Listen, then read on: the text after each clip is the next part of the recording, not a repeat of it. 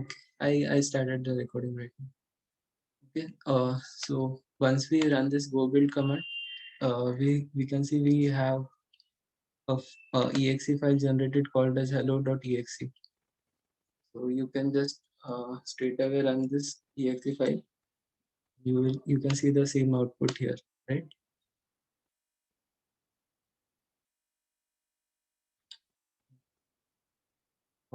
Then yesterday we move after this hello world program, we move on to variable declarations in Go and the data type supported by Go.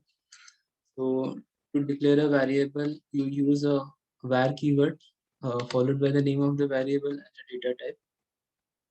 Then you can assign the value to a variable using an equal to operator, like so, like we did here.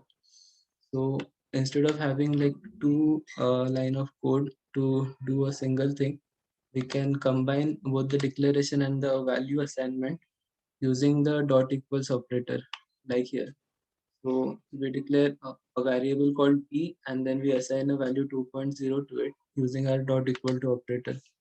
So Go compiler will automatically assign a data type to this variable as float depending on the value we have assigned.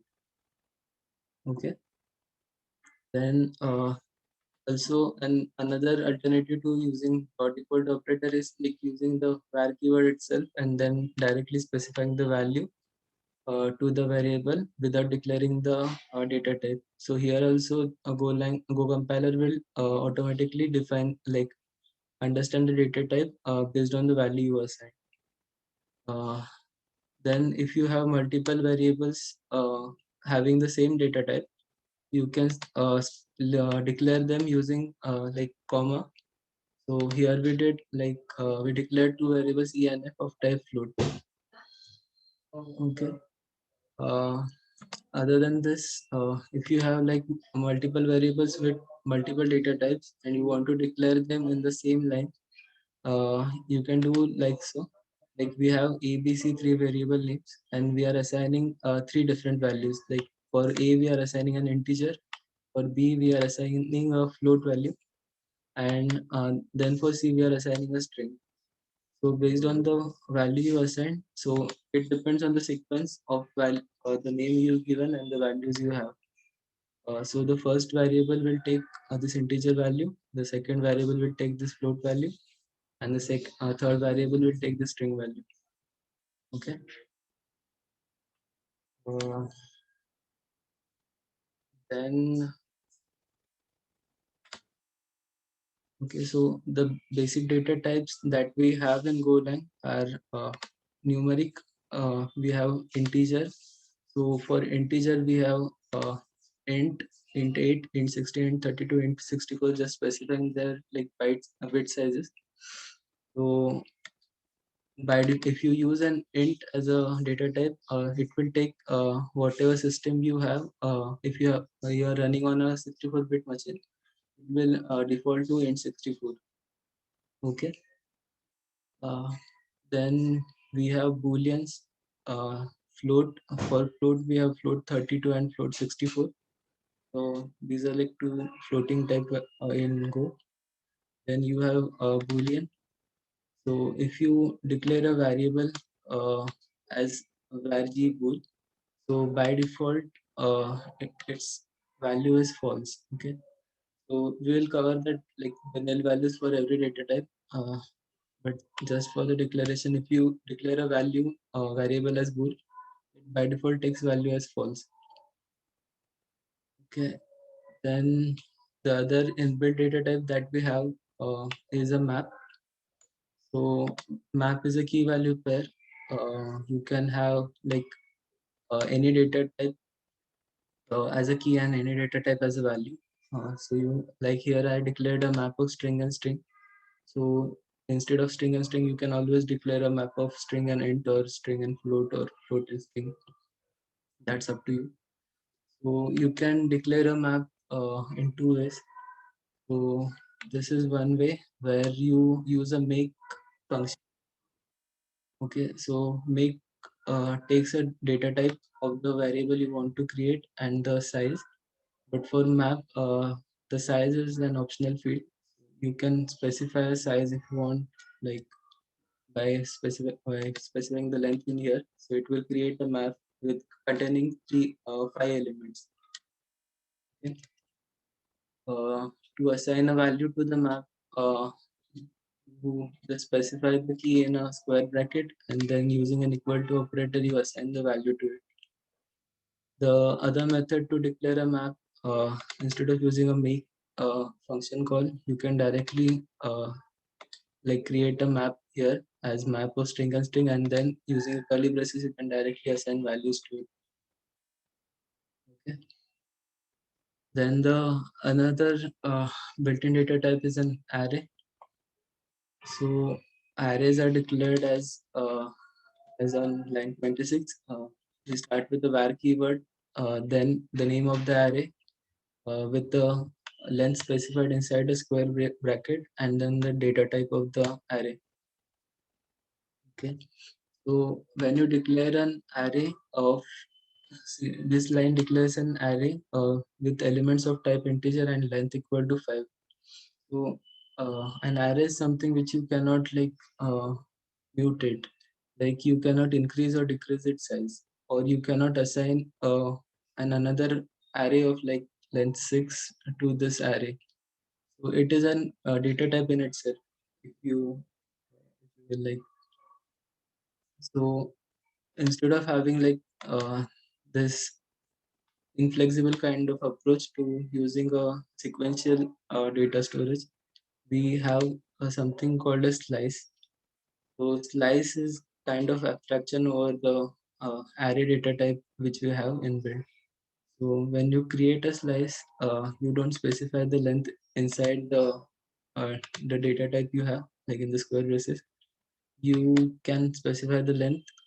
Like this is the using a make function. You are saying that the slice will contain five elements, but it is not fixed that it will always contain five. You can always increase the elements by using append function. So what I tried to do here is I declared an array and I declared a slice and I printed them here. Okay. So we run this command.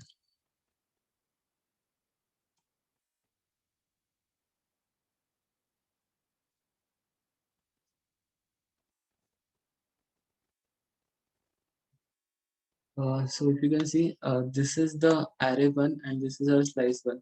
Both are having the same length and containing same number of elements, and both have default values as 0 because they are of integer type.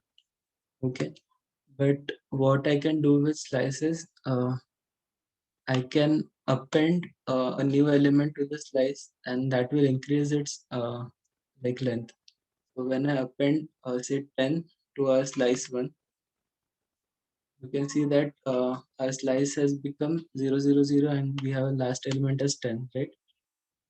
But if you try to do the same thing in array, that is not possible.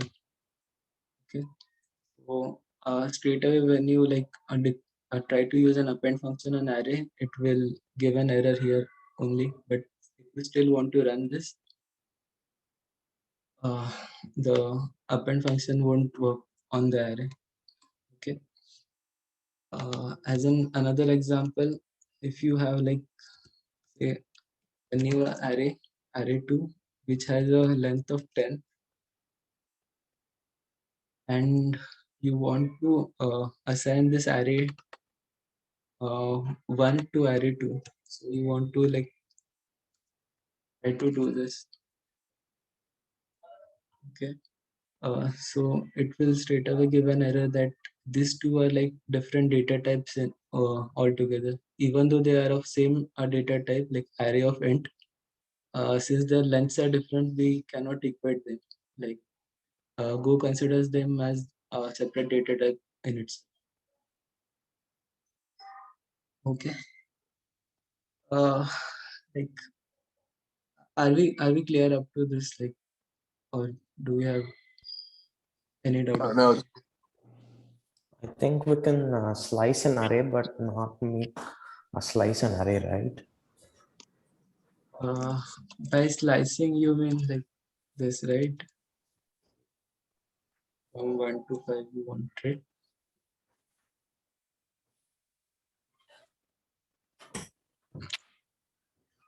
Slicing means like taking a range of elements from the array, right? Yeah. That's what you mean.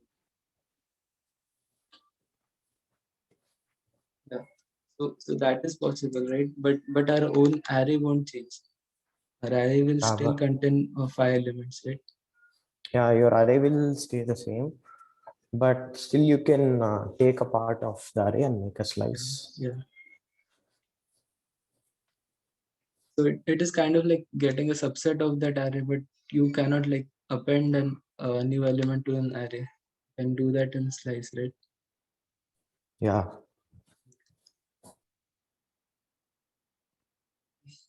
So after the basic types, we went to the conditional flow. So in Golang, we have two conditional statements. One is our if-else block, which we have in every other language. So the if statement is like we have a keyword if followed by an expression which will evaluate to a Boolean value, and then you specify the block of code which you want to execute if the condition is satisfied. If not, we can have a else if block with another expression and a statement. And then for default value, you can use an else block using a else keyword and the default code block you want to execute. Uh, so other than this, you also have a switch statement. So in a switch, you can specify a expression here or just a variable if you want to just switch over the value of that variable. Okay. So if you just want to consider a on the switch, you can have cases like since a is a integer value, right? So we can have cases like if a is 1, then print something, or if a is 2, then print something, or we can have an expression like so, like if a is less than 5, our case would be if a is less than 5 is true, then we will print this a is less than 5. And in our default block, like if this case is not satisfied, then we will go to the default block and it will print a is greater than equal to 5. I'll just run this. So the output of our first if block is since a's value is 5, we will get this output a is 5, and our switch is checking if a is less than 5, which is not true, right? So it will print a is greater than or equal to 5. Okay, so this is like the conditional statements in Go. The only difference we have, if you check C and Go, that we don't have like the round braces here to separate the expressions.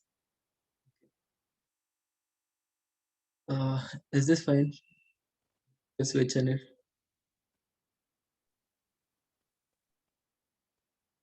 Yeah.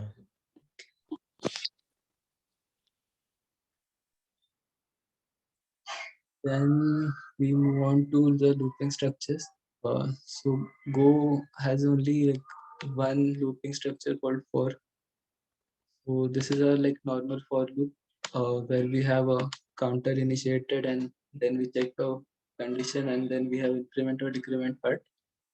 And based on the condition, satisfied or not satisfied, we execute a like block of code. Then we have a range keyword which we use along with for. So range keyword can be used with map or an slice or an array.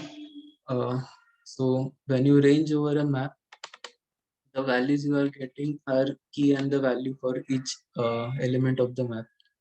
Okay, so when you range over this map one, your key will contain the key part of the element and value will contain the value part of the and if you range over a slice or an array, the first element you will get is an index, which is an integer value, and the value will be the each value of the element. Then if you have to, like, if you have a condition where you want to use a while loop, you can use for loop as a while by like stripping off the variable declaration and the increment decrement part and just having the condition in here. So, like for count is less than 5, we'll run this loop until the count is 5, less than 5, and then it will exit. Okay.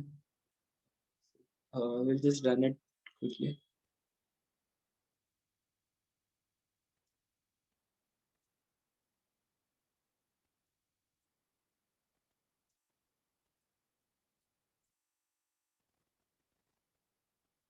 Okay. So this was our first for loop with I declared and an increment part. This is what we got when we range over a map. So we got key, key1 and value as val1, which we had here. And in the second iteration, we got key2 and value2. Then when you are ranging over a slice, you get the indices here in the index first part, and then the value in the second part. And for while loop also, you will see we are getting this count is 0, 1, 2, 3, 4, 3, 4.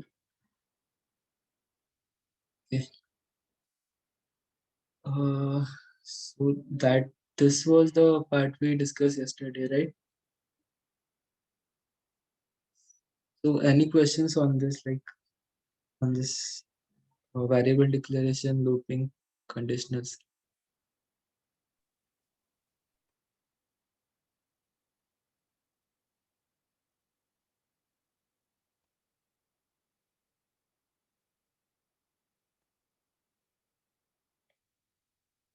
No, I have no queries regarding that. Okay. So today what we will do is, first of all, we will go through each data type and see what the nil values, like the default values for the data types are. So we'll start with an int. Okay.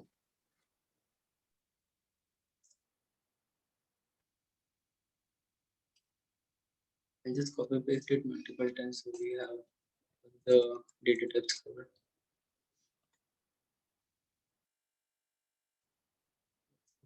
Load 64. No, string.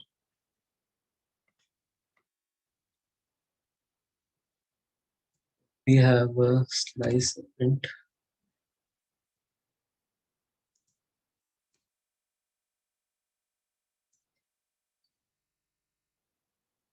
Before that, we can also have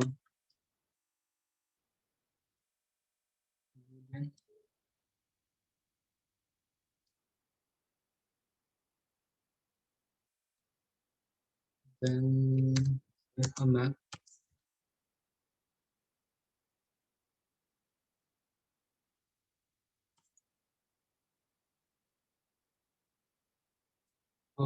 And an interface.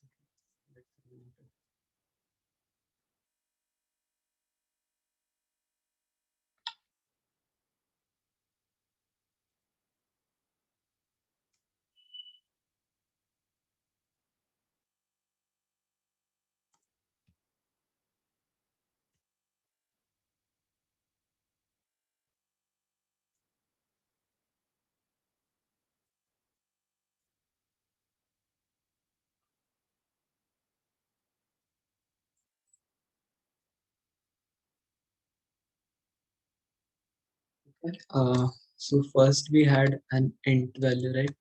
So the default value for an integer is 0. The default value for float, you will guess it would be 0, 0.0, but it's still 0.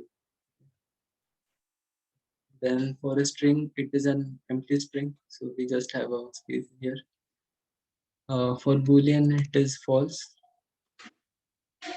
For a slice, it is just an empty slice with no elements, unless you specify the number of elements. you will get a default values for the type of element with the number of elements you specified. So 5 times 0, since I mentioned integer and 5. And for map also we get the same like empty map. And for an interface, the nil type is nil. Okay. So nil is something like if you have an interface and you don't assign any value to it, it defaults to nil. So it is nothing like for maybe in JavaScript, if you know, or Java, you have null, right? So this is the same thing in Golang. So nil is something which is nothing. So if you have a pointer which does not point to something, it will also have nil in Golang. Okay. Then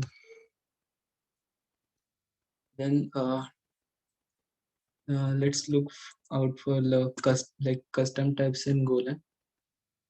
Okay, so to declare your custom type, you use type keyword followed by the name of your custom type. Say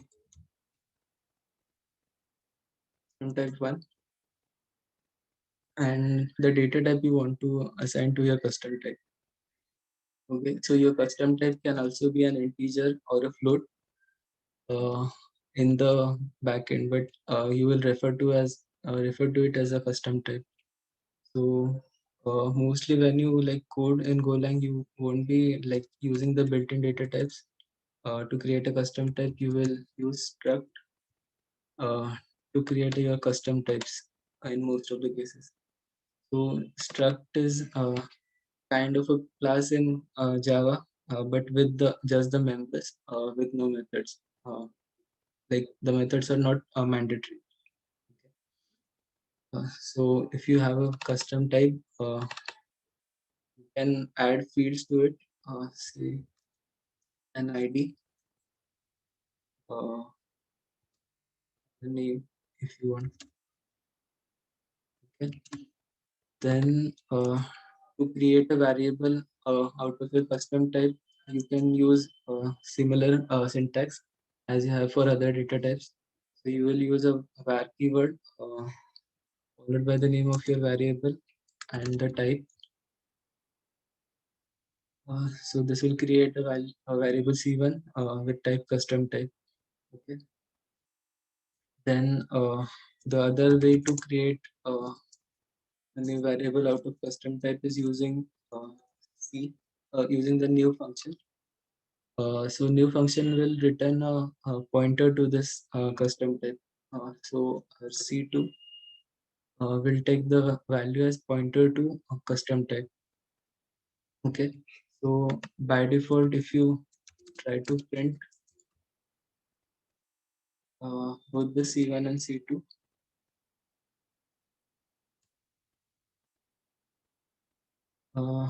you will see that it is the first C1 is just a empty declaration of this.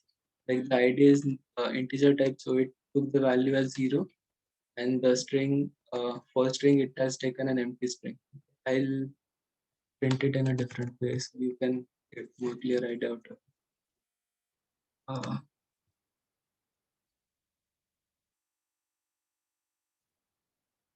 it. Okay. So what I did here is using plus v.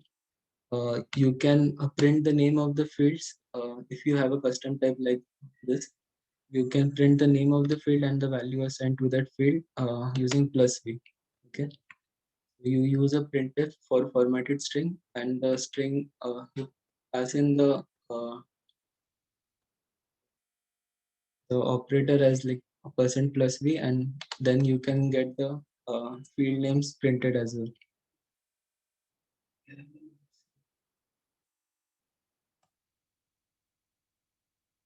Yeah, so if you see here, our ID for C1 is 0 and the name is empty.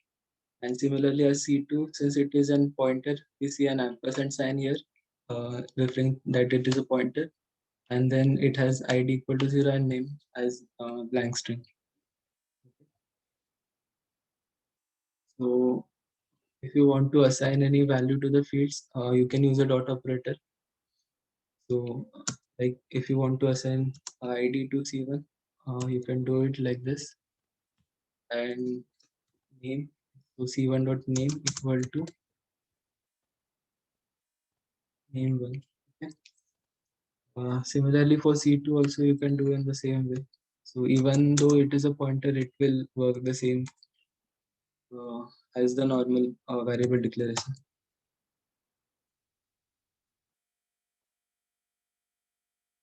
Okay.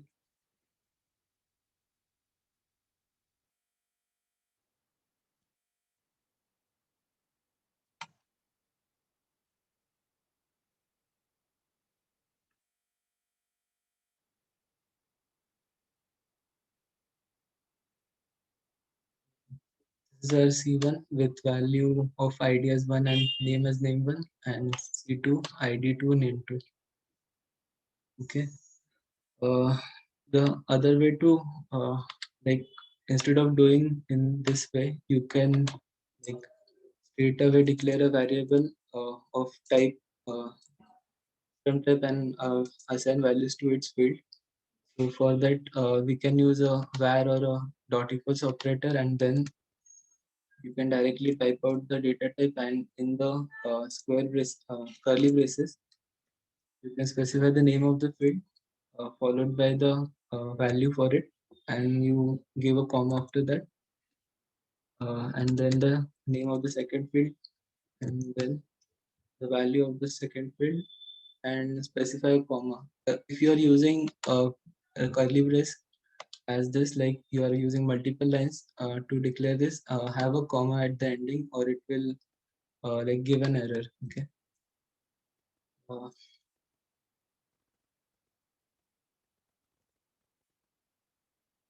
or if you don't want to have a comma at the end, what you can do is you can close your curly brace here, so that will also work. Or else you can have everything on the same line, so this also works. Okay. Then you can print it and you will get the value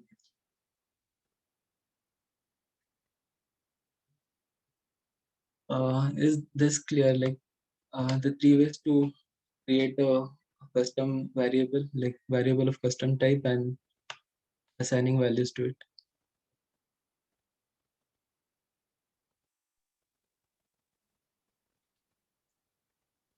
Hello?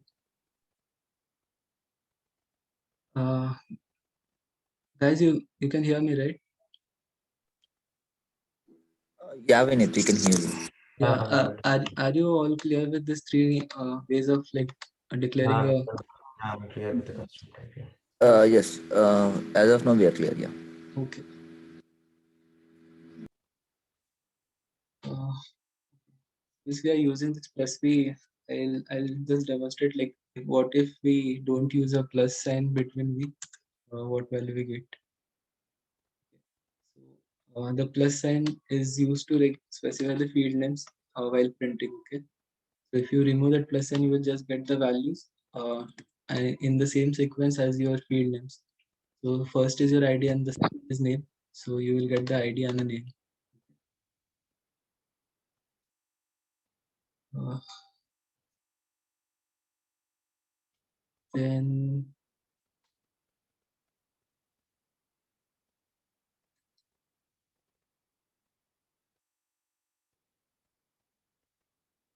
how to hide this? Like,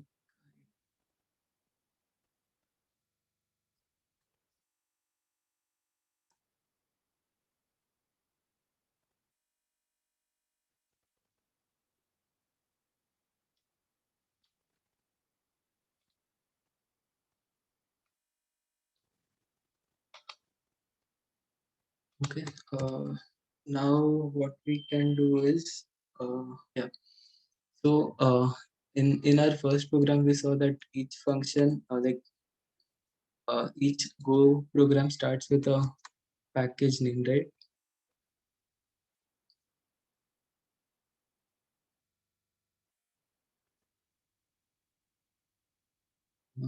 So when you start a program, you have a main function and then you have a code block. But what if you have to do some init stage, like you want to declare some, get some runtime flags, or you want to get some environment variables in your code before you actually start your code execution. Okay, so for that, we have a function called as init. So init function is a block of code which will run before your main function starts. So your DB initiation or your environment variable reading, everything you can do it in init, and then you can run your actual logic inside the main function. Okay. So to demonstrate, Can you please that, repeat that again? yeah, sure. So you know, right, your code execution starts with your main function, right? So there might be cases in your project where you have to give some initialization part before you start your actual execution. Okay, so you might Okay. be reading from your environment variables, or you might be connecting to your database, or like something like that. Okay, Mhm. so you can do that in the init part of the code. Okay, so Okay. okay, so each package can have its own init function. So if you're creating a new package, say like we did yesterday for the types, you can also have a init method in this. So whenever you import this package, that will be the first method that will be running. Okay. Okay. Thank you. Yeah. So just to see like if it is running, before our main, we will print this up.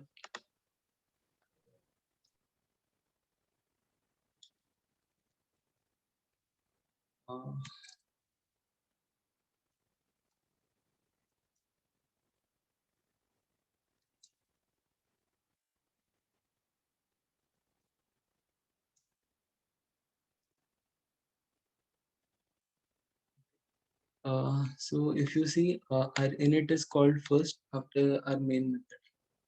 Okay.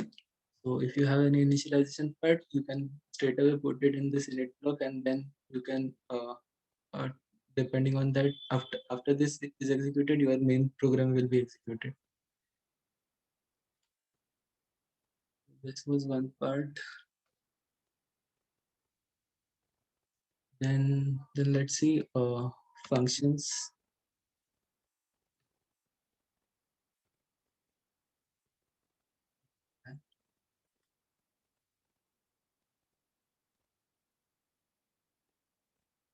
Okay.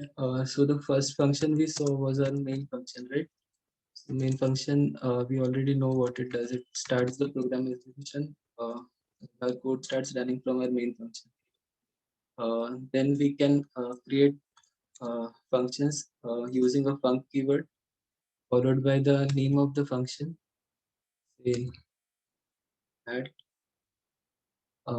followed by round braces. So in this, you can pass in the parameters you need, and followed by the data type. Then you can specify the return type after this bracket.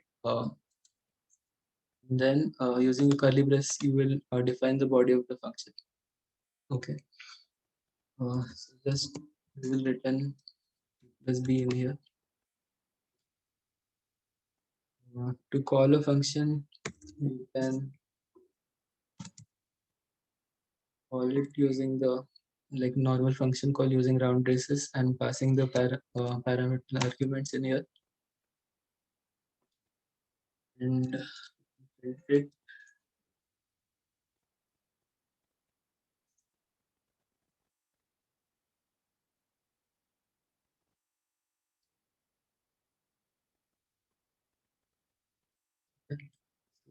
Our sum of 1 plus 2 is 3. That's like a basic function. So if you have a function which returns more than one values, so you saw we can pass more than one values, but what we want more than one values to be written, you can specify what we can do for get name. So this function returns two values, a name which will be a string, and age, which will be an integer for now. So to return multiple values, you enclose them inside your round bracket. This tells that it will be returning more than two values, like two values, right? Just as a dummy function will return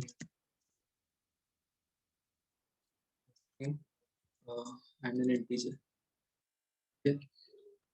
So when you do this string and int, the compiler will expect your return statement should be present, and it should return the same data types and the same number of values as you mentioned in this declaration, right? So if your function is not returning anything, okay, so if your function is like this, you don't need a return statement in here. Okay, so this will work. Okay, so it will just print this and then it will return, but you don't want any value, right? So you can omit this return statement entirely. Okay. Then another type of function can be where you have a named return variables.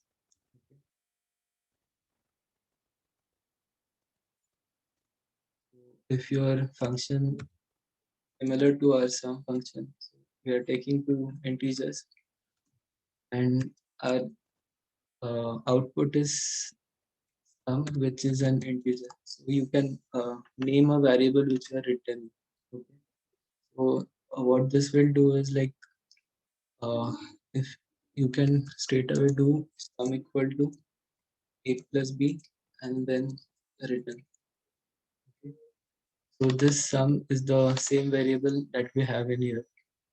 So if you have something like an error or something which you always have a same variable name, so usually we use this kind of return type for error. So we have an error type, and if any error occurs, we just assign that value to the error. For now, I'll just have a nil error. So we assign a value to that error and just return. So it will return.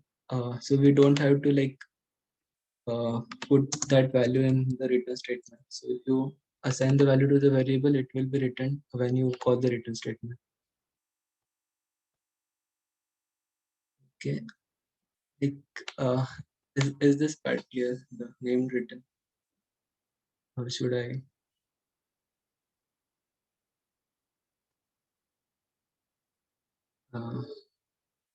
Guys, like anyone, if you have any doubt on this named return.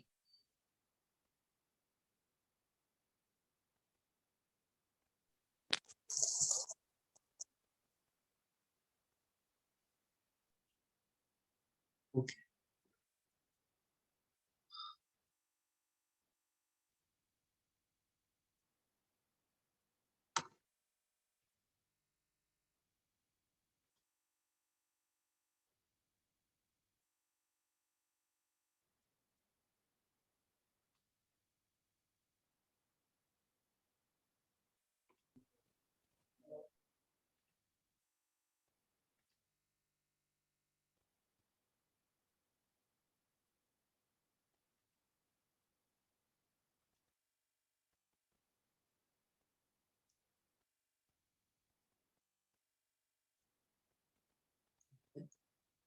So, and another type of function that we have in Golang is a variadic function.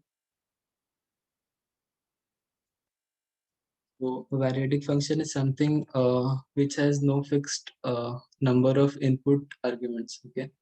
So, you can have an variadic function declared as this.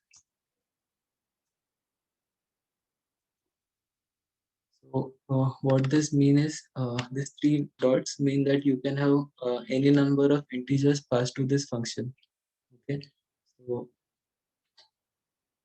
when you call this function as variadic function, you can pass 1, 2 for one time, and the next time you can pass 4, 5, 6. Okay, so both this function calls are valid.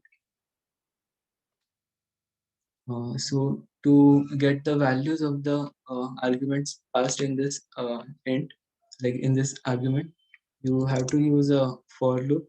So you can basically range over it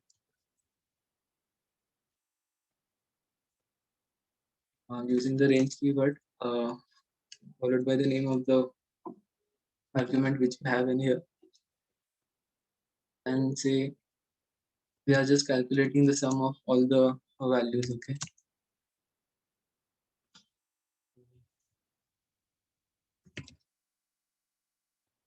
We can do this and we can return this. Okay.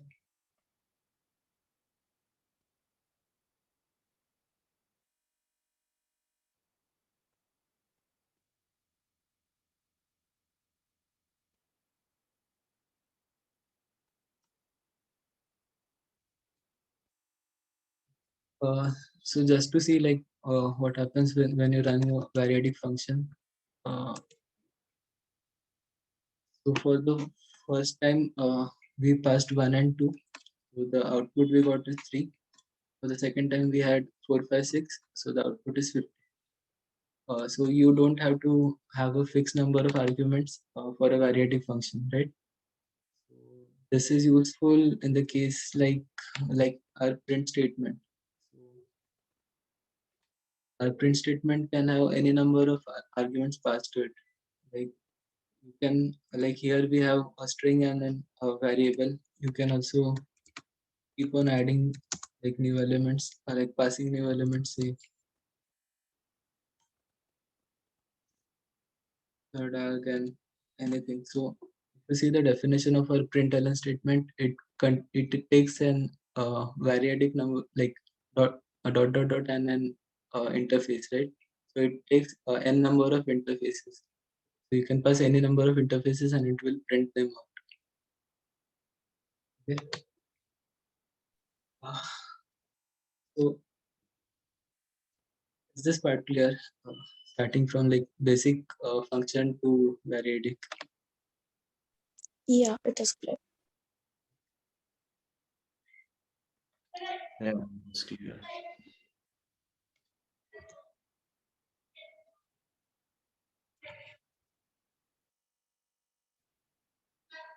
Okay.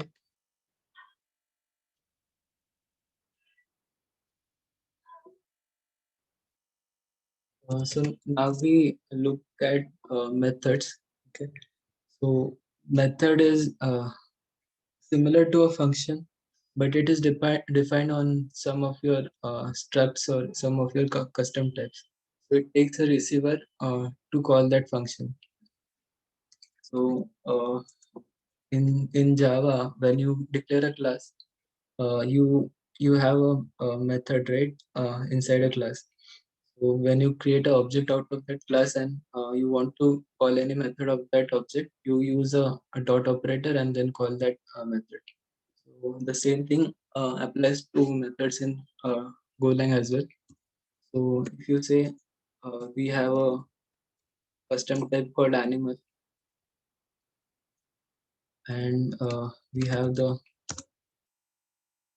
four fields for it, the name, and say age. So you can define a method on this animal struct using func, and in the first round brace, you pass in the type of the data type, which is the animal on which we are defining the method, and then we can give a name to our method as get name and have some return type. So when you want to return a name of an animal, you can have this data type along with the name of variable. Okay, so our receiver will have a name, say a, of data type animal. So this entire bracket we have is called a receiver in Golang, and our get name is the method. this function returns the name of our animal. So to return the name, we will use a dot name and then return inside the return statement. Okay. So we'll just return the name of this, which will be of type string. Our main method will create a variable of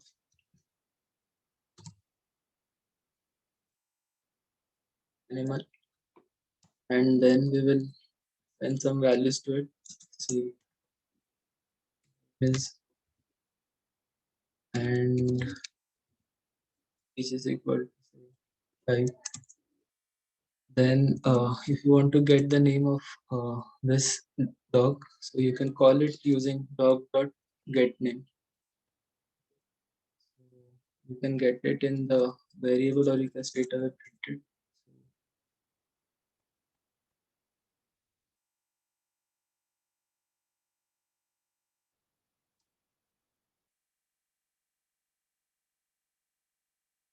Okay.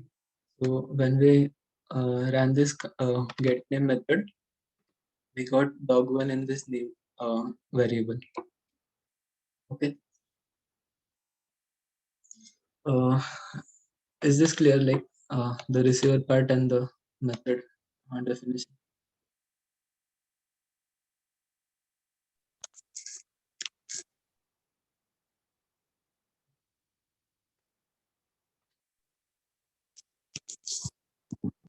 So like similar to normal methods, normal functions, you can always pass in some arguments if you want to the method.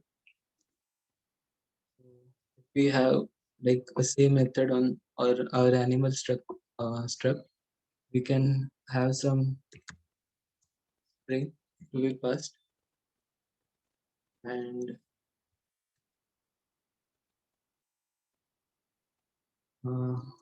what we can do is say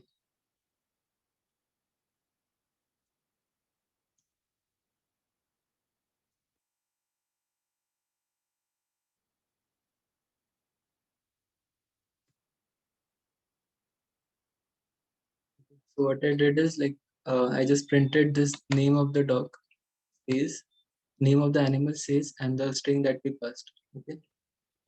So if I call this same method on dog,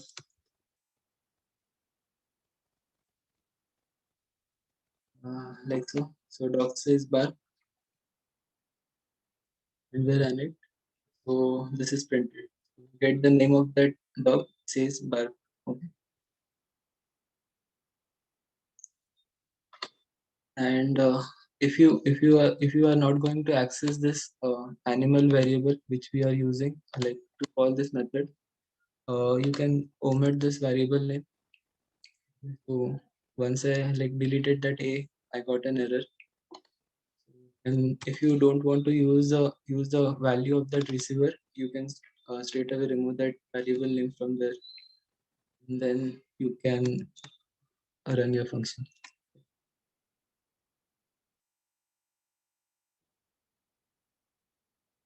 Yeah, that's most of it. Yeah. So any doubt on methods or functions or whatever we discussed?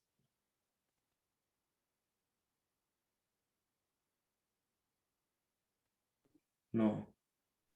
No. Okay. Now what we can do is we'll move on to interfaces.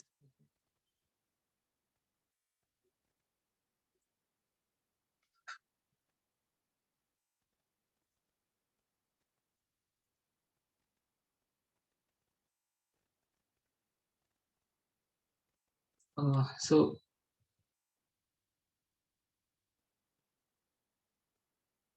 interface is something like a template kind of thing, which you can put any value in it, and then it will take the data type of depending on that value. Okay. So if we have an interface one of type interface, so this is an inbuilt data type in Golang, right? So you can assign an integer value to an interface. So it will become like it will work as an integer. So you can use addition subtraction on this, or you can assign a string value to it, and it will work as a string. So just to see what data type it is now when we assign one value to it.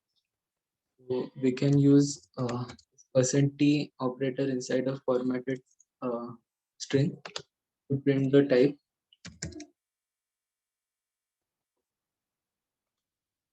And similarly, we can print the type here.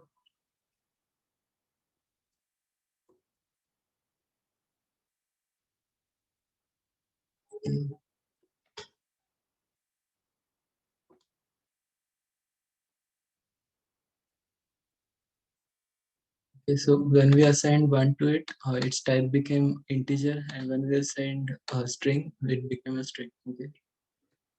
So, but it is still an interface. If you see, the data type of it is still an interface, but depending on the value you assign, it will work as different data type. So, when you use an interface, one thing which you will always encounter in like interviews or so, they will ask how you will get the data type of it while runtime. So just by printing it, you cannot make it any useful application out of the interface, right? So what you can do is we have something called as switch type switch. Okay, so which is similar to what we saw in this conditional block. So instead of passing a expression, what we will do is we will use a dot operator.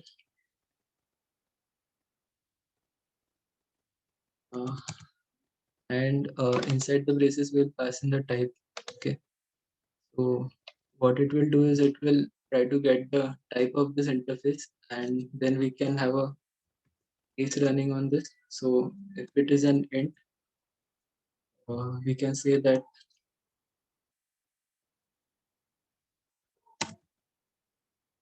our interface one is int, and it is a string. So I'm actually typing the name of the data types in here. Okay.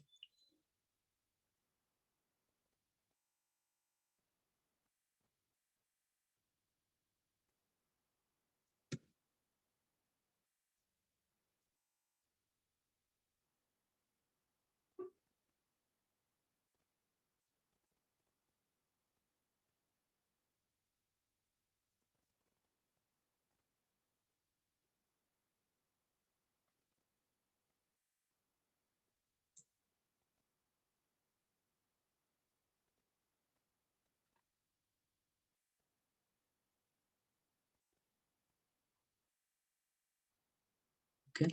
So since we assigned this value one to it, when we passed that in this type switch, it encountered this case as correct, and then it printed as interface one is integer. Okay, so like this, when you have an application which takes an interface, then you can have a switch case running, and depending on the data type of what the value is, you can run a block of code inside this. Okay, is this part clear? The type switch.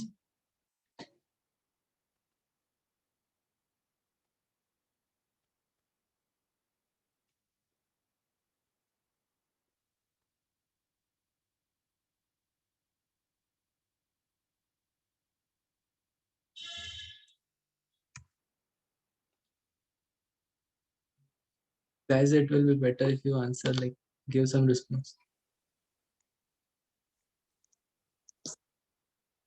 Yeah, Manoj, it's clear. Good. I'm looking into it.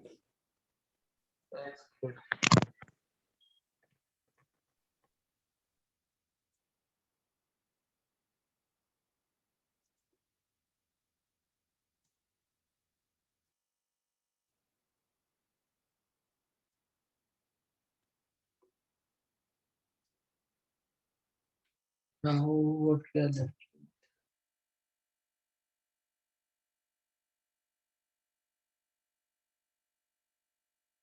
So guys, do you want some break or something, or we can continue for say 20-30 minutes?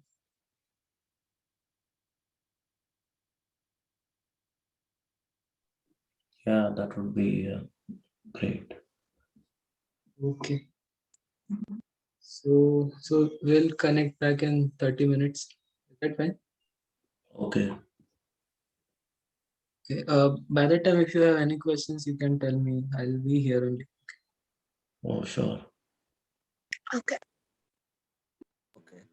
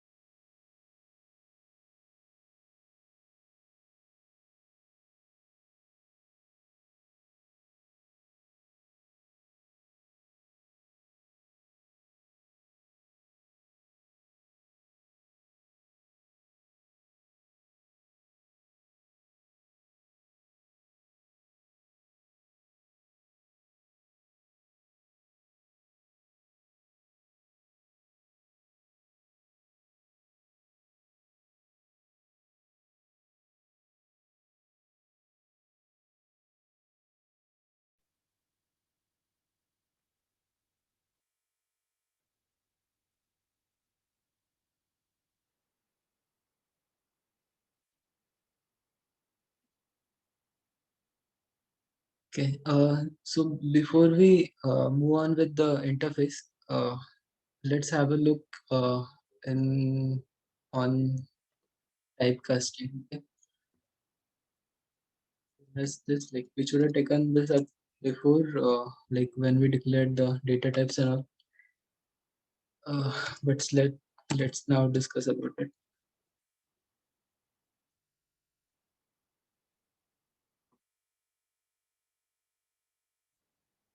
Okay.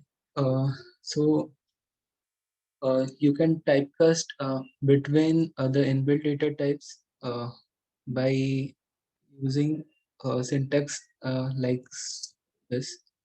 So our S is a variable, the T is the name of the data type, and let's call it source and destination. So the destination variable will have this src typecasted into this type T. Okay. So to take an example of it, what we can do is let's have an variable A which is of type integer. Uh,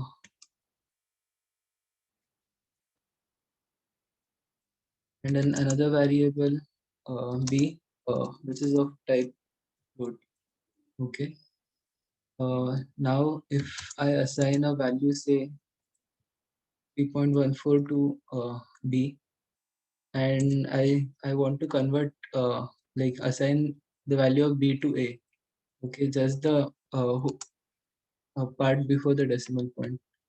So what I can do is I can straight away convert this float value into integer using this syntax. So the name of the data type, and in the round in the parenthesis we pass in this variable, okay, which we want to convert. So if we print this out,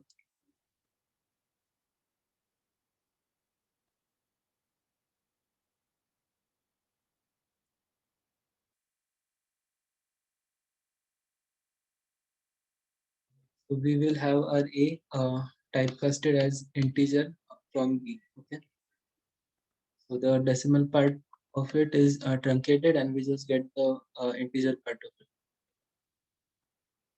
This you can do between various data types. Okay. You have a character which is a rune or a int 32 as an alias.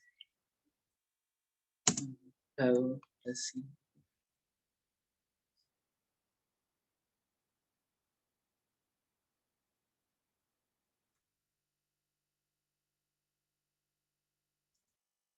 Then I convert this char into integer,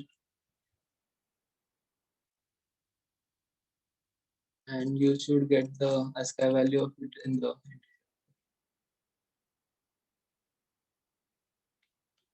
19 and 99. Okay.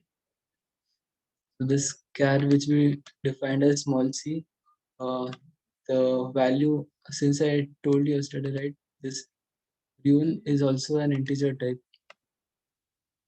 So when we print this char, we get this value as 99. So if you want to get the string value of it, you can either use a formatted string.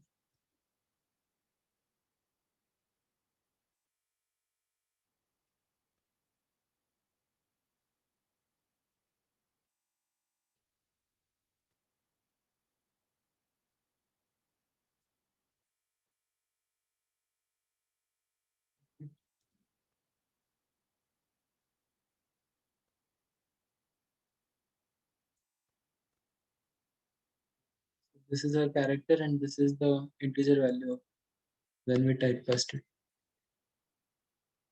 So this is one way you typecast it. If you have an interface, the way to typecast an interface uh, is giving the data type after the variable, like so. So if you have, say, a is equal to c, then if you want to assign an integer value of a into c, so you can typecast this interface as dot and the name of the data type after in the parenthesis. Okay.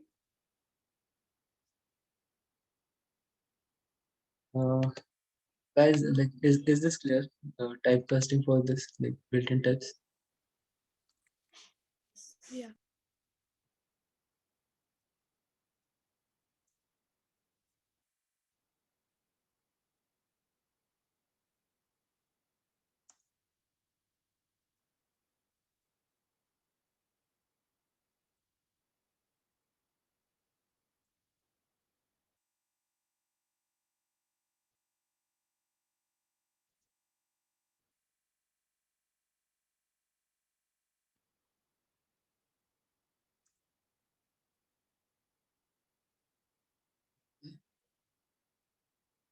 Then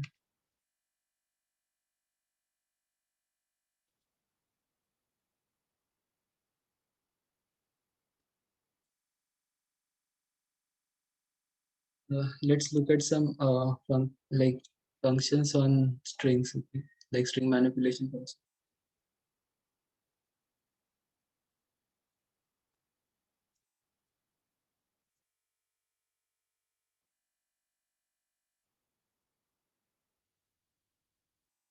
Okay. So let's say if we have a string one of containing the value string one and another string two.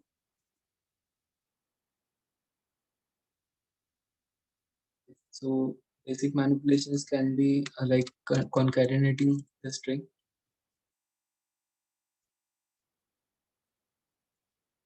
So using the plus sign. So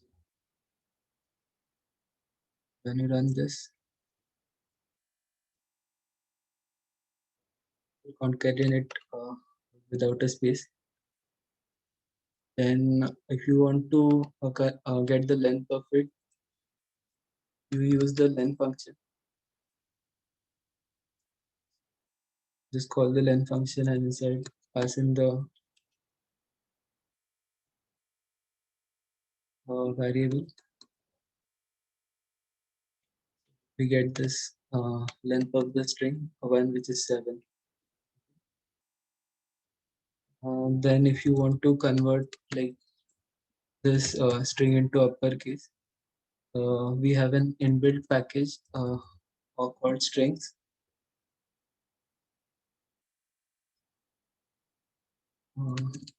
And to convert, we have see if you can see we have this following functions on of the string package. To convert into lower, you can call to lower. Then to title will convert the first letter to caps. Then we have to upper special. Like if we convert the string one to upper,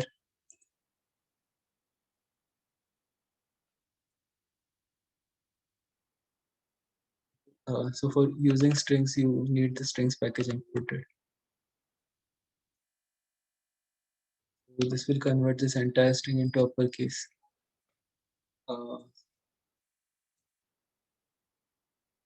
Similarly, if you want just the first letter to get capital, you can use to title function call of the string pack. Uh,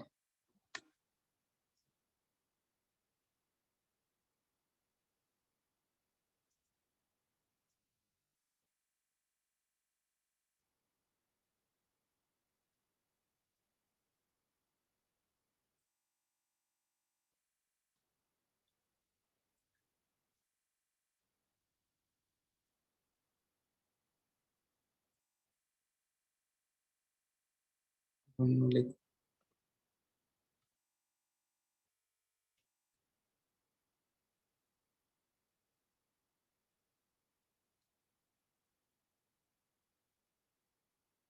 then you can convert a string, like if you have a number inside a string, say,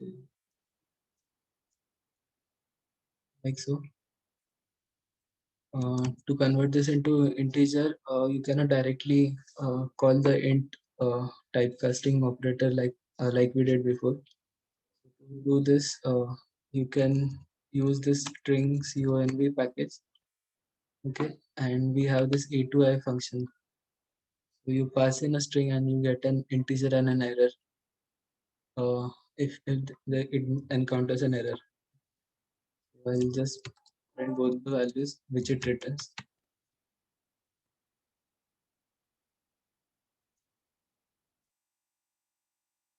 Okay. So since we have 11 converted into integer and it printed it here and we got 10 nil error, so it converted properly. If we try to do this on the string 1, it should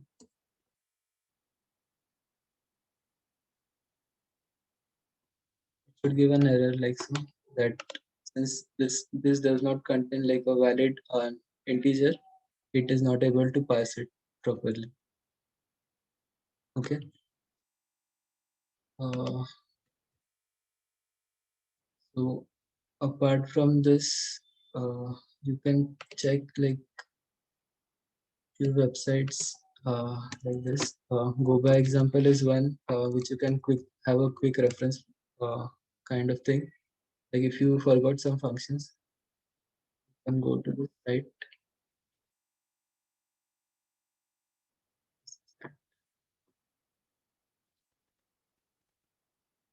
Okay, so this is one of the website you can like have a quick reference, like from Hello World to up to like everything, JSON parsing, Go routines, HTTP server client. It contains everything. So if you are like trying to remember a topic and you want a quick reference, you can go to this website. Okay. Then the other website you can use is this your basic Go org, your basic org / Golang. So it contains a cheat sheet for all the packages, almost like whichever you will be using on daily basis. And the third you can refer is the Golang basic documentation. Okay, on golang.org. So just have these three websites handy whenever you like try coding in Golang.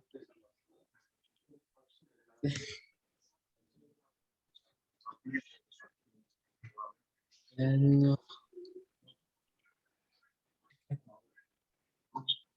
So when you want to, so this is our single file, right? Containing a main package. So let's say if our main package is divided into multiple files and you want to run it. Like if I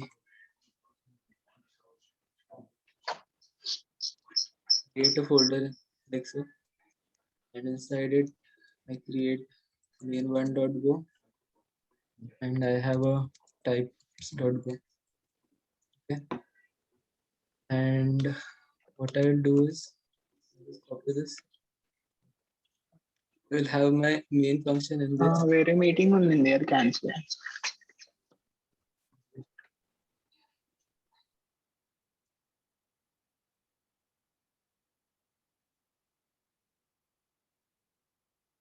Okay. So what happens now is our main package is divided into two files. And if you want to go ahead and run this main1.go, so just like cd into the multiple main, and if we try to run it normally, we can find that custom type is undefined, right? Because it is in our types.go file, but it's still in the same package. So if you want to run such a main package, what you can do is you can, instead of giving the name of the file, you can just specify go run or go run dot. So it will run all the main files in the current directory. Okay. So this will work. Similarly for build command also, you can specify go build dot. So it will build the exe taking both of these files. Okay, so it will create the default name will be the name of the folder you are in, and if you run this multiple main, it will print out the same result, right?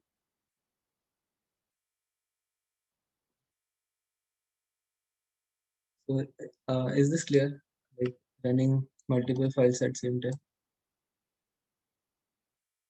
Yes. Okay, so this will happen only if you have like thousands of lines of code and you want to divide your main function into like multiple files. So along with this, let's have a look on packages. So instead of having our types in the same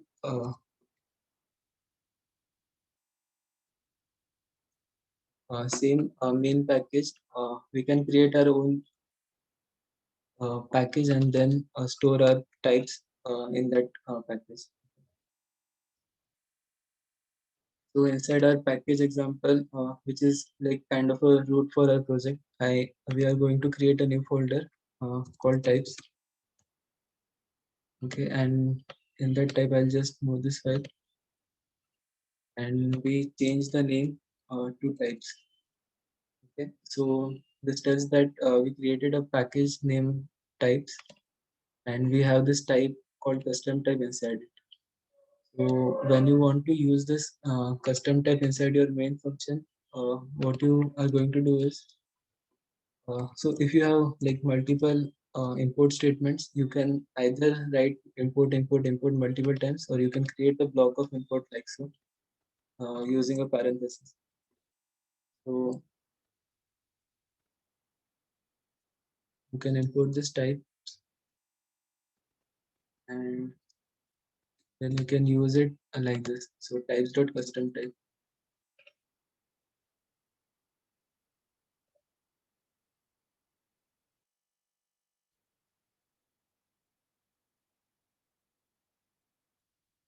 And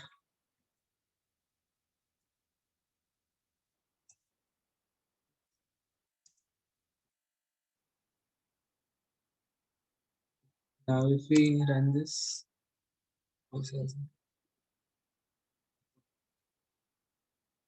so since we are in Go SRC, so what it is telling is we should reference this type starting from our SRC folder. So if you look at our project structure, we are under SRC and then sample project day2 package example. So our Golang references your packages starting from SRC. When you import your package, either you create a Go mod file inside your project, and reference it from there, or you can reference it starting from your SRC folder. Okay.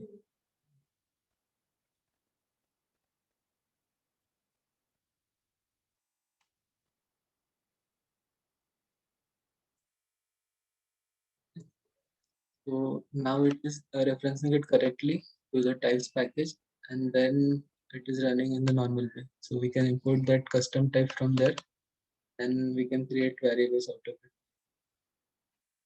Okay.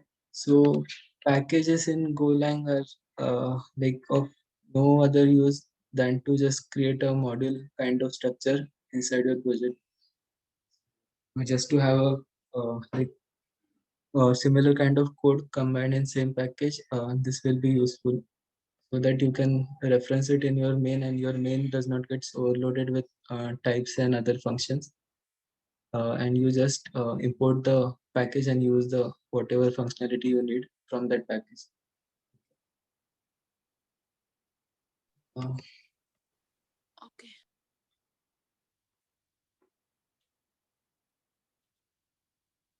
then we saw that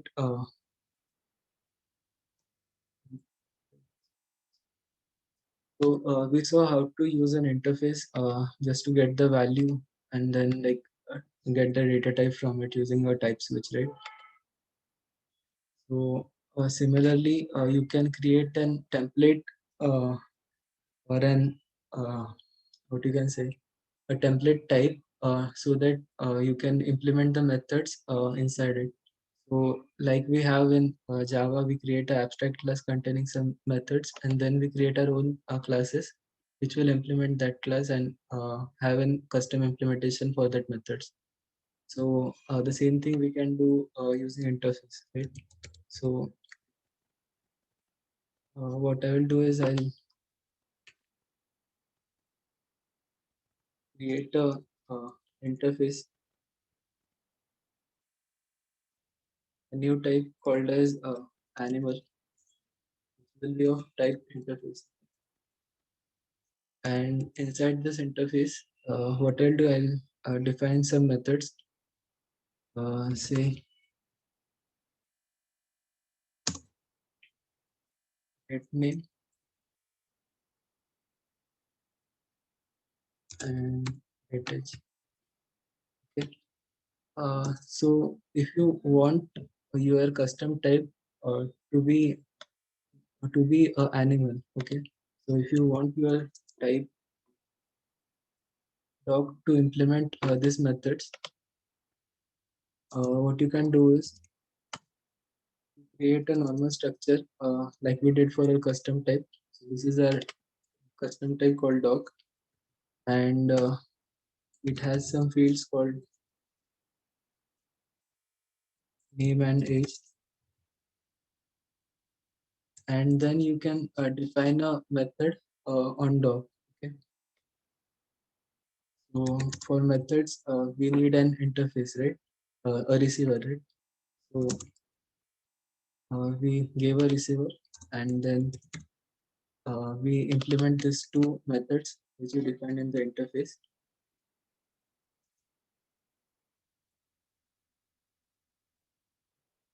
Here for get name, we will just return the name. Similarly for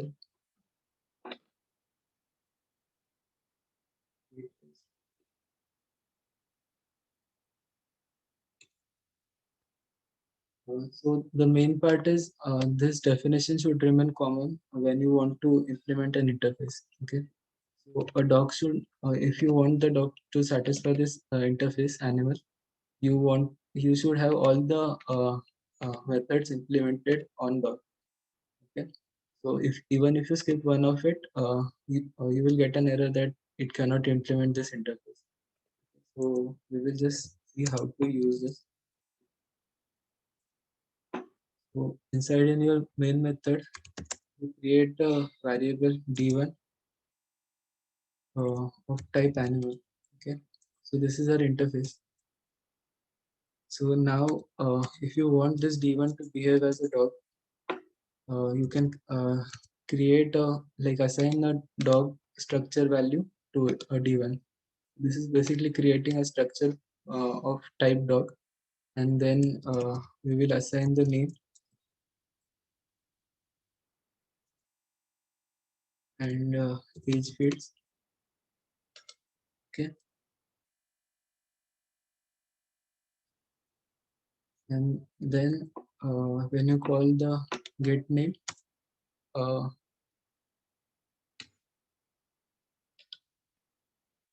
print here.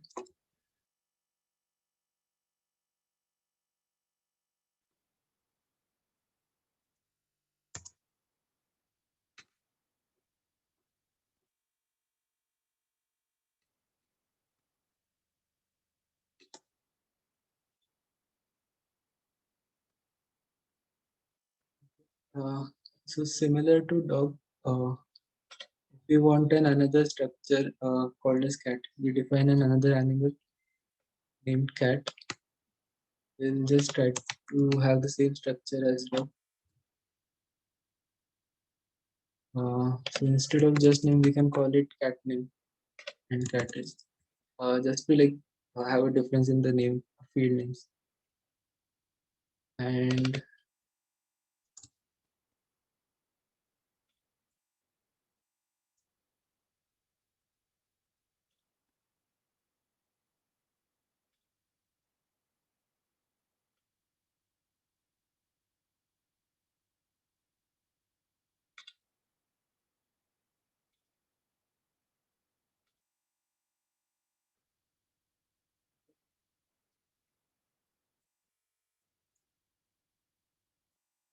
uh,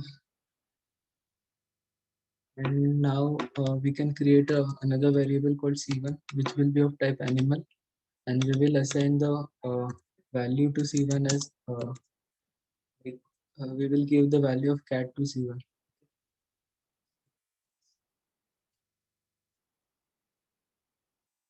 Cat name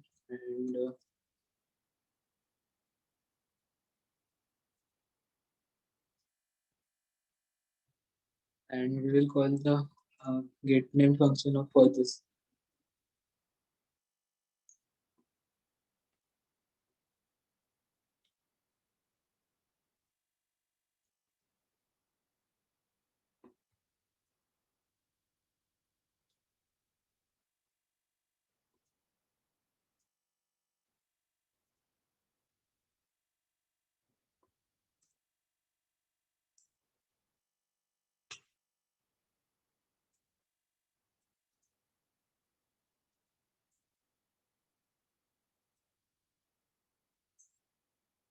Okay. So when we call, since a D1 and C1 are both of animal, their the function they will call will depend on the value you are assigning to them. Okay, like we did for integer and string in the interface.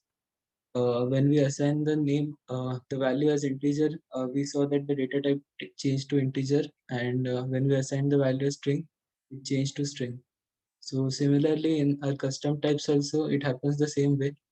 Our animal is an interface, and then we are assigning the value of dog to D1 and cat to C1. So dog D1 becomes of type dog, and C1 becomes of type cat, and then they will have their own implementation of get name.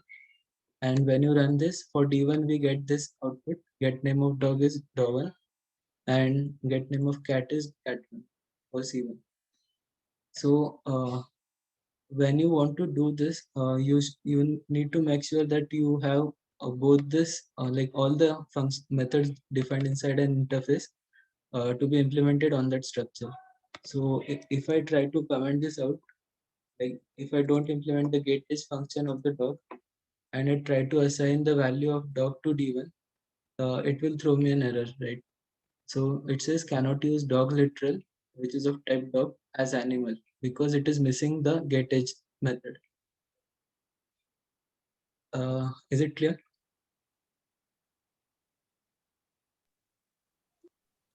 Yeah. Can you please come again from the beginning so that yeah. Okay. Yeah. I'm sorry. So what we did is we saw the interface types, right? The built-in interface type. Yeah. So what it does, it like the depending on the value assigned to it, it behaves in that manner. Like if you assign an integer, it behaves as an integer. If you assign a string value, it behaves as a string, String. right? So if Yeah. you want to have a similar kind of implementation for a custom types, right? So Yeah. we can have a like a generalized name, like a generalized custom type of type interface. So our animal is of type interface, Interface. and it has few methods. Say get name and get age. Okay. Now we have some implementation where we want our custom type dog to behave as an animal. Animal. Okay. So our application is such that we don't know what animal we will get. Okay. Okay. So depending on what value is assigned to that animal, it should behave as that animal. Like it should implement the call the method of that animal. Okay. Okay. So so we create a custom type called dog, and we have this both the methods get name and get age implemented for dog, and then we created a cat struct, which is another custom type, and then we implemented get name and get age. So implementing both of these methods, which are in this template, makes them satisfy the animal interface. Okay. Okay. So you can straight away assign a dog value to D1, even though it is an animal, you can assign a value of dog to it. Okay, and similar for C1, since cat is implementing both the methods, you can assign a value of cat to C1, even though it is an animal, right? Yeah. And when you call their get name functions, they will like call the specific get name function depending on the value they have. So since D1 has value of a dog, it will call this get name function, and since C1 has a value of cat, it will call this get name function. Okay. This is similar to Java where we write different classes with their get and set methods, and you then call them in an interface, right? You make a common interface for them. Polymorphism? Yeah, right. Yeah. So we need to satisfy both the methods, right? All the methods in this. If you skip even one of it, you won't be able to use it as an animal. Yeah. Just a minute. In line 44, can we use the variable D1? Line what? Line 44, Okay. can we use the D1 as instead of C1? Yeah, you can use it. And, Okay. And we will still what happened? Invalid or nil pointer. One.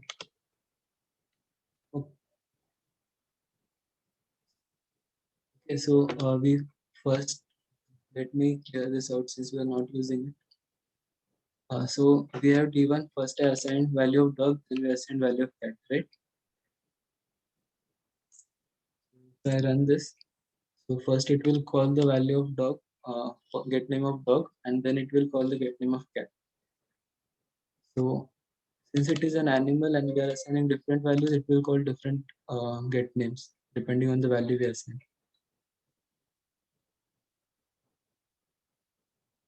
Okay, is that clear or do you have any doubt on this? Yeah.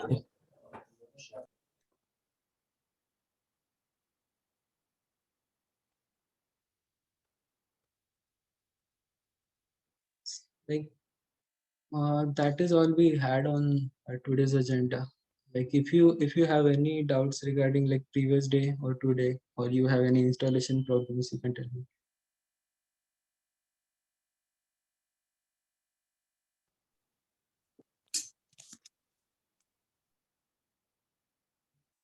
Guys, anyone, any problem? Yeah, Any question? can you just repeat about the interface and method difference? On? Quickly go to that interface and method difference. Not here, in the previous, yeah. In the previous, yeah. Okay. So interface and method, I'm not getting it. Do you want a difference between function and method, or? Sorry, yeah, function and method. I'm sorry. Okay. So function is like a normal function in any other language. You have a name of the function, then you have an arguments, and then a return type, which is an optional, right? So both of these values are optional. You can have it or not. So you can even have a function like so. I'm just given a void function name. It is not any specific to Golang. So Okay. these are the functions in Go. Okay, so you don't, you can directly call them like this, add 1 comma 2, and you will get the value. But Okay. methods are something which are defined on a structure, right? So Okay. if you have an animal structure, so you have to, you can pass a reference to the animal and call this get name function. So like we did here, so we created a dog of type animal, and then we called the get name function of the dog. So you cannot directly call the get name function like this as we did for add function, right? Yeah. Since it is taking a receiver, you need to have a receiver of the same data type which is specified in here. So since our dog Okay. is of an type animal, it will call this get name function and it will return this a dot name. So this variable is also optional. So if you don't want to access this value of the receiver you are passing, you can straight away remove this variable and you won't be able to access the this dog object there, like the dog Okay. variable. Yeah. Like that's it. Like methods are something which you define on a step, and functions are just normal functions.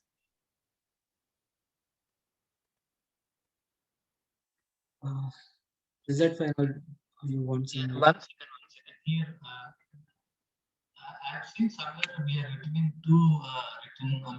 get name is, we are returning two values. Right. So how are we going to store in when we call the get age? This one, right? Yeah.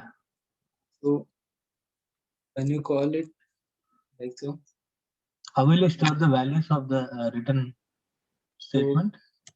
what we are returning here is a name and a age, right? So Correct. either you can directly do a name comma age and colons equal, Okay. Okay. and or you can, what you can do is you can define some variables here, name comma, which name will be a string and age will be an int, and then you can remove this colon equal and it will get the values in here. Sure. Okay. And if you just want the name of just want the name and don't want the age, you can ignore it using an underscore.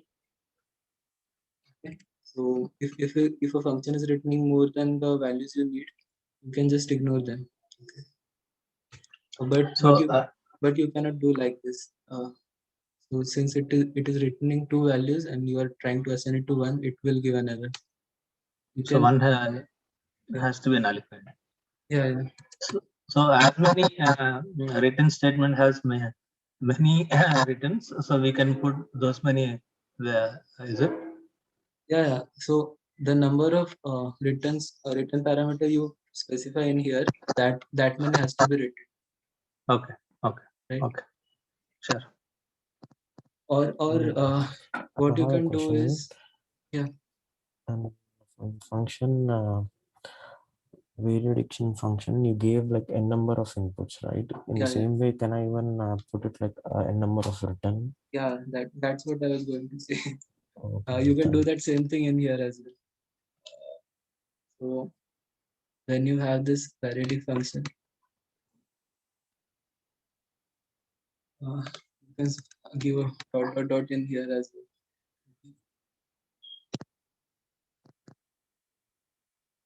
And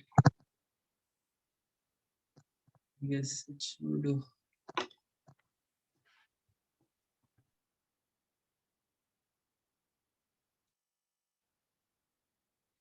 What's give me a minute.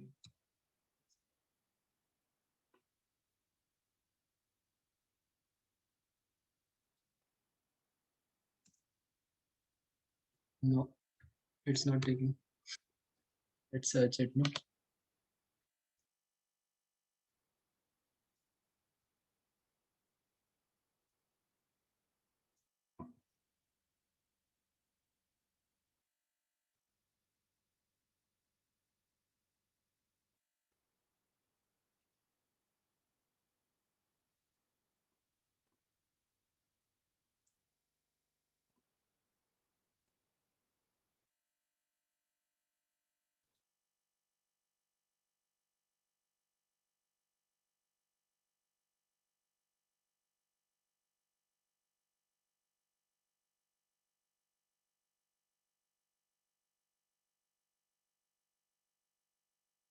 No, I guess no.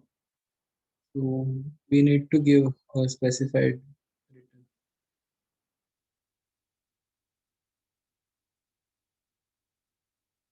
So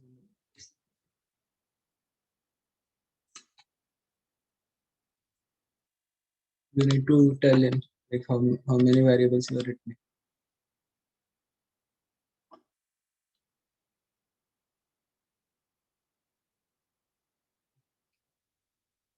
Other than that, in strings, so strings are also kind of slice. So you can always slice a string as like we like get a substring using the slicing operator. If you want just the first 4 characters, you can do like this. You can slice it over the range of like starting element to the less than 5. So till the 4th character. Okay. Similar to slice, we can do the substring for string as well.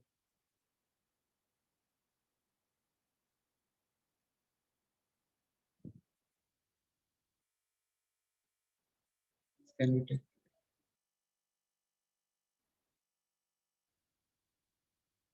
Yeah, I guess this should be enough for like basics, right? So tomorrow we'll start Yeah. with some concurrency patterns or at least coroutines and channels. Okay. Okay, will we be receiving even these codes Yeah, today yeah, so that we yeah. could practice? Yeah. Are there any assignments And for today? we also have an assignment for today. So I'll check if I have it or I'll share it on after this call. Okay. Uh, Give me a minute.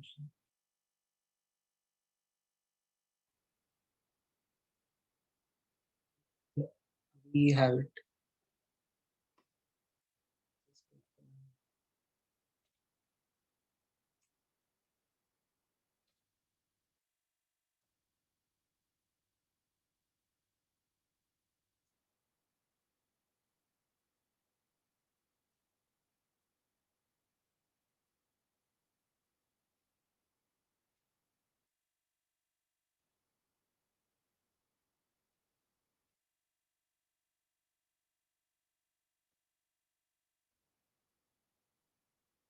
Okay, so we have a like lots of things in this assignment, but you can do it on your own pace, right?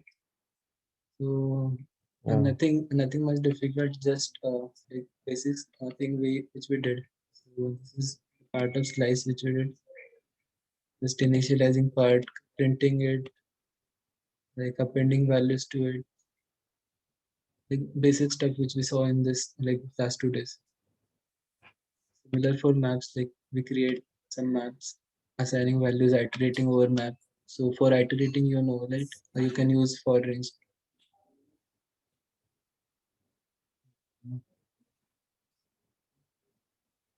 And okay, for map, we can have one more thing. I just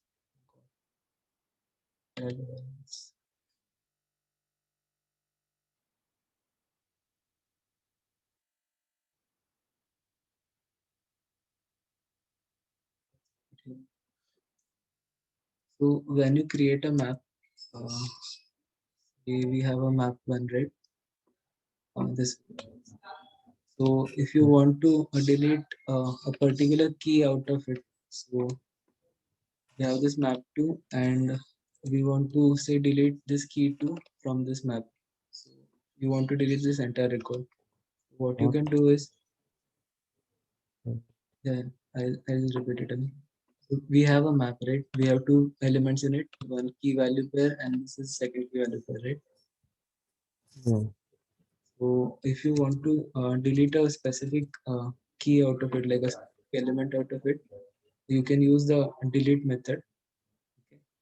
Okay. So Okay. delete Specify will the name of the map and and its value, the name of the key. So after this,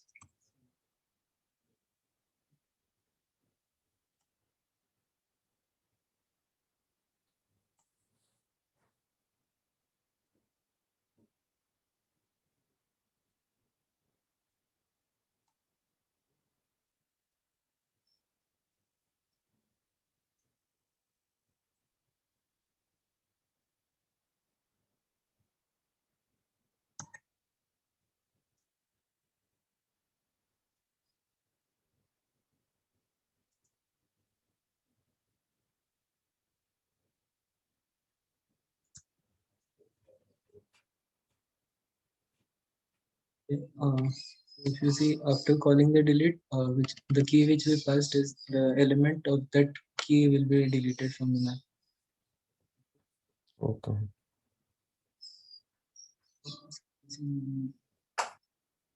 Create in some other file. Okay, I'll share it separately. Then we have a Fibonacci series function. So you're clear with the functions, right? It is similar to any other language. Yeah, functions. I'm clear with the functions. So you can write this Fibonacci series, right? You can create a recursion out of it, like Yeah. any other. You just call that function inside that function. Okay.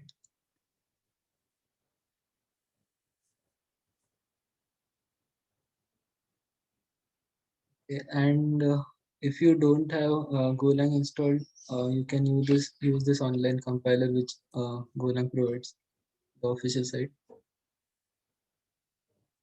Just go to play.golang.org and straight away start typing your code in here,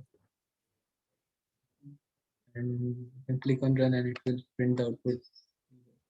So the only things that don't work properly here are the time packages and the memory related stuff.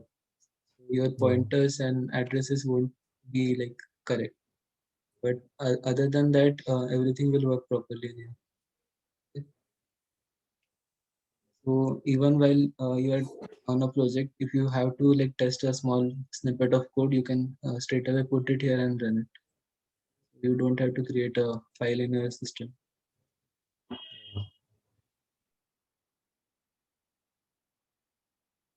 That's all. Like we have this 3 assignments. I'll share this file with you. You can work on this. Okay.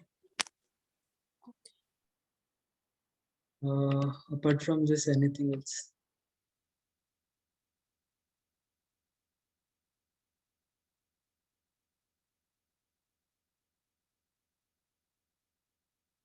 I guess we are good then.